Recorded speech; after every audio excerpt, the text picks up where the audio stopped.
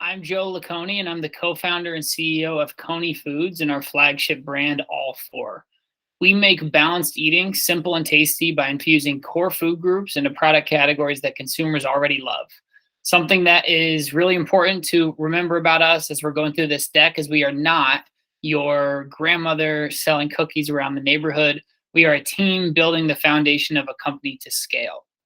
So what that means, a great product which hits an interesting white space in a growing category at healthy margins, a simple value prop which can innovate across multiple categories within a growing consumer trend, and a team with product expertise, experience in the industry and previous wins, armed by market data and operational data that no other startup can utilize. So hinting at our team,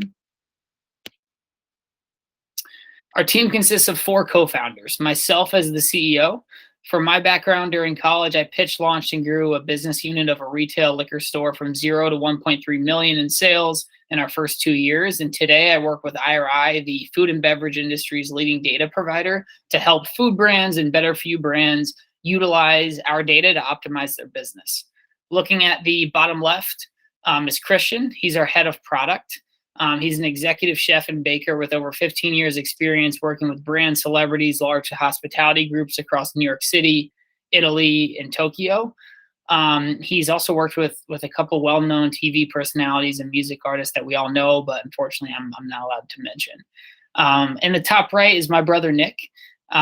He's head of sales and just about broke every company record as a sales rep in his previous role in an adjacent industry of logistics. And has about a little bit over 7 years experience in sales as a whole. And lastly is Atlantis Capital on the bottom right.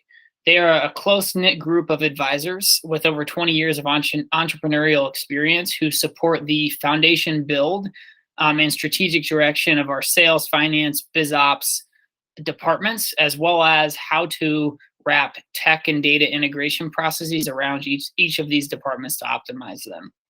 What makes us most interesting as a team, no other CPG startup at our stage has this robust of a foundation built from the ground up, with product expertise and consumer experience at our core, founders with previous wins and experience in the industry, and the ability to gather and implement data from the start. We've compiled the best team to fight one of America's biggest problems. And so what is that? Unfortunately, 80% of Americans fail to eat a balanced diet. That's 8 out of 10, which is insane to me. Although 56% of consumers want products with additional nutritional benefits, over half of consumers. So the need is there, clearly. 8 out of 10 consumers don't eat a balanced diet, and the want is also there, over half, 56% wanting more nutritional benefits in their products. So why does this problem then exist? Well, the USDA defines a balanced diet as protein, fruits, veggies, and fats, a foursome that you'll hear a couple times during this deck, as well as quality sources of dairy and grains. Those who do eat a balanced diet, and I like to think myself, realize it is not easy. It's inconvenient. It can be complex. It's time consuming, and a lot of health food products on the market just don't taste that great. So how can we then solve this? By infusing core food groups in every serving, our nut butters give consumers core food groups to eat a balanced diet in one swipe. You throw it on your toast in the morning and you get 9 grams of protein, half a serving of fruits, half a serving of veggies, and a rich source of wholesome fats from our product alone. Better yet, each pillar within our core food group ethos, protein, fruits, veggies, fats, are all known staples in the health-conscious consumer's diet. So there isn't a ton of education that's necessary for consumers to see the importance of this and for that value prop to resonate. But above all, we sell simplicity. It's the simplicity and the convenience for consumers to get core food groups and clear added nutrition from a product category that they're already buying and loving, with unique and tasty flavors designed by an experienced chef coming along with it. So for me, a young guy with no kids, the simplicity and the convenience that our product offers, I love and is extremely valuable to me. But think of a young parent. When they're getting ready for work in the morning, getting their kids ready for school, they hardly have time to get a shower in the morning, let alone ensure that they are getting a balanced and sufficient meal in their life And an even bigger challenge, ensuring that their kid gets a balanced diet into their lives as well, and sneaking the needed nutrients into their day. One swipe from our product solves this problem. So this is our key target market. It's the young, health-focused parent. Roughly half of consumers within our category, the nut butter category, are parents, although no brand is really leaning hard into this customer group. And 97% of parents agree children's eating habits have a lifelong impact, but only 34% are confident that they're doing a good job. 34% of parents are confident they're doing a good job at supplying their children with a healthy diet. That's pretty crazy as well. Additionally, over half of parents report that eating healthy is not convenient. So this all sounds nice. We have a great product with clear value to a known problem, but we realize that that's just kind of table stakes. What's more interesting is where we can take this and how. So focusing on our initial category, specialty nut butter, it's actually a subcategory in most CPG industries' eyes. It's growing at a rate of 8% and is projected to hit 1.3 billion in 2027. In due time, once the brand and distribution channels are more established, our core value prop of food group infusion, we feel allows us to innovate pretty nicely in a number of different categories around the store. Mentioning two, the oatmeal category, which has a similar use case to the nut butter category in terms of supplementing snacks and meals, is on pace to grow to over 3.5 billion in 2025, and protein bars as well to over 5.5 billion in 2025. More on this in the appendix slides at the end of this deck.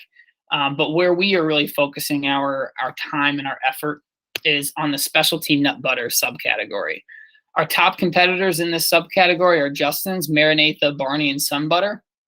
When you look at an emerging CPG brand and who wins and why they win, from a product perspective, you can usually dial it down to one key attribute and an attribute of innovation.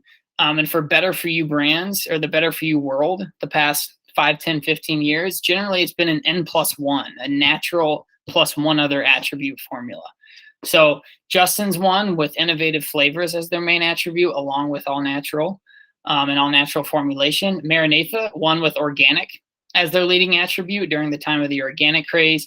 Barney with their unique texture due to their skinless almonds, and Sun Butter for being allergen free. Both Justin's and Maranatha have been acquired by larger players, Maranatha for an undisclosed amount and Justin's for $286 million in 2016 by Hormel. But thinking from a consumer behavior standpoint in our category, nut butters are most frequently eaten as supplements to snacks and meals, but still no product within the category focuses on infusing core food groups needed in each bite. Even though, again, 56% of consumers want products which have additional nutritional benefits added to them. So this leaves us a pretty interesting gap in this subcategory for our winning attribute to be through food group infusion. Also, there are a handful of other brands in other categories that are very different from ours, one being baked cookies, who are growing a lot, leveraging this added food group trend and capitalizing on the added nutrition functional ingredient trend. Their value props aren't close to as robust as us, but we think it shows that this is what the consumers want. They want added nutrition into products that they're already eating. Happy to provide more info and talk more on some of those specific brands as well. So channel strategy. And here's where we jump into a little bit of the business model as well in the next two slides. The business model is pretty simple. We sell food, but believe it or not, there's some strategy behind it. Today, we're self-manufacturing to perfect the product and build our initial consumer base. And then once we grow that consumer base, we plan to utilize outsourced co-manufacturers to allow us as a team to focus on what will actually grow the business and where we're best. So to us, that's continuous product improvement and innovation, consumer engagement, marketing, branding, and sales. We see three main channels for growth, taking an omni-channel approach. The first of focus is online, being direct to consumer, and then also online retail a little bit further down the road. Think Thrive Market or an Amazon. Second being the alternative channel, schools, airports, food service, etc. We're actually currently in conversation with a few high-level sports organizations and schools athletic departments who have taken an interest in the product. Um, and then third is grocery retail.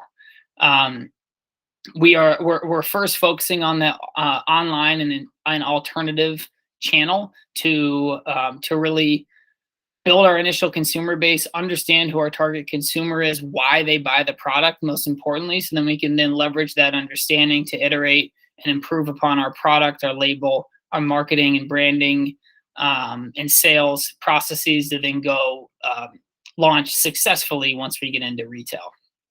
So today we're pre-revenue, finishing our product redesign, and planning our launch. As we launch into retail at a high level, our strategy is depth over width, the right retailer instead of just any distribution, with a main focus and priority on velocity, focusing on consumer fit, trial, and repeat purchase. So what that essentially is just get off the shelf, velocity over everything. It's not important that you get in the store. It's important that you get off the shelf and can prove success within that store. And thinking high level, from a retail growth perspective, our path focuses on first premium natural foods retailers, thinking consumer fit, product market fit, and then scaling down from there to premium mass like a Target and a club like Costco, and then traditional grocery like a Kroger further down the road. For D2C, our focus is on using data and consumer feedback campaigns to understand and build our core consumer profiles to then be able to push the most efficient content and social ads as possible, as well as thinking about more specifically on the organic side. Our strategy is to go pretty hard at TikTok, YouTube Shorts, and Instagram. TikTok, it's a key platform of focus. It's content deficient, as well as that has an algorithm focused around users' interests and the interest graph rather than an algorithm focused around a user's followers, which allows for pretty organic growth. Also, a lot of food-based content does very well. We have a team, Christian, our chef, as well as a couple videographers, content creators, and content strategics lined up to work with us to scale our content model, and a ton of ideas there that I'd love to dig into further. So looking at milestones and what's most important, our number one focus right now is product market fit with a core goal of understanding our top consumer and the key attribute for why they buy our product. In addition to that, what kind of outcome that they get from the product, what kind of dietary outcome, what kind of lifestyle outcome do they get, what jobs does it serve for them. It's called the attribute outcome relationship. The goal is to understand why consumers buy our product, so then we can then iterate the formulation, the label, our marketing strategies, our sales strategies, distribution strategies to then scale with that focus and direction, so that when we do launch into retail, we can ensure that we're going to have successful growth once we're there. I have a great story around Halo Top's growth, which explains the need for this attribute outcome concept, which I'm happy to share as well.